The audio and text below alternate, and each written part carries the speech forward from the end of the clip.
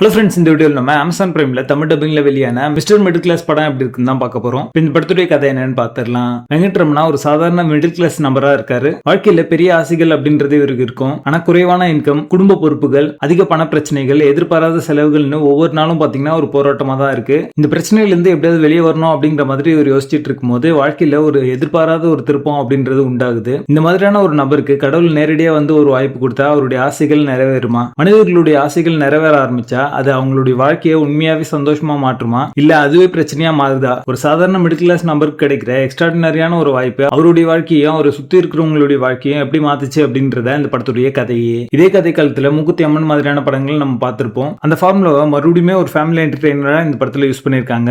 ராஜேந்திர பிரசாத் உடைய அந்த ஆக்டிங் பாத்தீங்கன்னா ரொம்ப நல்லாவே இருந்துச்சு. அந்த ஃபேண்டசி ஆங்கிள் வர அந்த சீக்வன்ஸ் எல்லாமே இன்ட்ரெஸ்டிங்கா இருக்கும் பார்க்கிறதுக்கு. காமெடி சீக்வன்ஸும் சில இடங்களில் ரொம்ப நல்லாவே ஒர்க் அவுட் ஆச்சு அப்படின்னே சொல்லலாம். மிடில் கிளாஸ் நபரா இருந்தீங்க அப்படின்னா இஎம்ஐ, பண தேவை, குடும்ப பொறுப்புகள், வாழ்க்கையில் இருக்கிற கஷ்டங்கள் எல்லாத்தையும் பாத்தீங்கன்னா ரிலேட் பண்ற மாதிரி நிறைய சீக்வன்ஸ் இந்த படத்துல இருக்கும். படம் ஆரம்பிச்ச முடிவு வரைக்குமே ஒரு பிரெடிக்டபிளான ஒரு ஸ்டோரியா தான் இருக்கும். இதான் நடக்கும் அப்படின்றது நீங்க கெஸ் பண்ற மாதிரி அமைஞ்சிருக்கு. படத்துல செகண்ட் ஹாஃப்ல பேசிங் கொஞ்சம் குறையுது அப்படின்னு சொல்லலாம். சில சீக்வன்ஸ் பாத்தீங்கன்னா டிராகிங்கா தான் இருக்கும். 2000s சாமி படங்கள்லாம் எடுத்துருப்பாங்கல்ல, அந்த மாதிரி காலகட்டத்தில் எடுத்த அதே கான்செப்டை இப்போ வந்து எடுத்திருக்காங்க. புதுசா எதுவுமே இருக்காது. பட் நாஸ்டாலஜிக்கா அந்த மாதிரியான படங்கள் வரதில்லை அப்படின்றதுனால அது பார்க்கணும்னு நினைச்சீங்கன்னா கண்டிப்பா இந்த படம் உங்களுக்கு ஒர்க் அவுட் ஆகும். படத்துடைய பேசிங் ஆவரேஜா இருக்கு. சரி, இந்த படத்தை பார்க்கலாமா வேணாமா அப்படின்னு கேட்டீங்கன்னா கண்டிப்பா டைம் பாஸ் கேட்டகரியில குடும்பத்தோட பார்க்கக்கூடிய ஒரு படமா தான் இந்த படம் வந்திருக்கு. படத்துல அடக்கான இந்த படத்தை நீங்க ஃபேமிலியோட பார்க்கலாம். மிஸ்டர் மிடில் கிளாஸ் படத்துக்கு எங்களோட ரேட்டிங் 5.5 out of 10.